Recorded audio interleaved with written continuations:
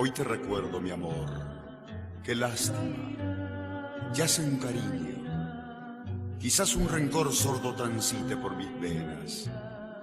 Es que en mi vida optimista se cruzó la sombra de una mentira. Yo te adoraba, mi guitarra te cantaba y mi voz en tus cabellos se apagaba. Qué hermoso fue todo aquello.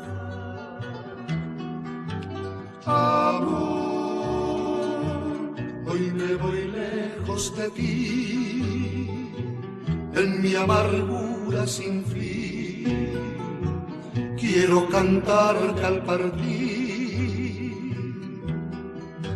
No sé si mi canto llegará hasta el rosal de tu amor, pero en mí perdurará. Tal vez no sé, a otro amor te entregarás, pero olvidarte de mí no podrás lograr jamás. Si alguna vez en tu senda el vino del dolor te hace llorar, ruega a Dios que no sea porque te hayan mentido, que no se marchiten tus ojos con el llanto asombrado de ver la realidad.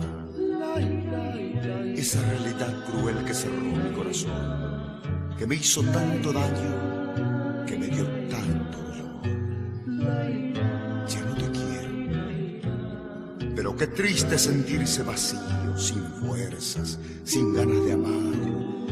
Qué triste sentirse herido por el solo hecho de haber aguantado de pie el dolor de una mentira. Amor, no quiero verte llorar, pues en tus lágrimas ya no podré creer jamás. Yo sé que de mí te acordarás, que te arrepentirás de ocultarme la verdad. Adiós,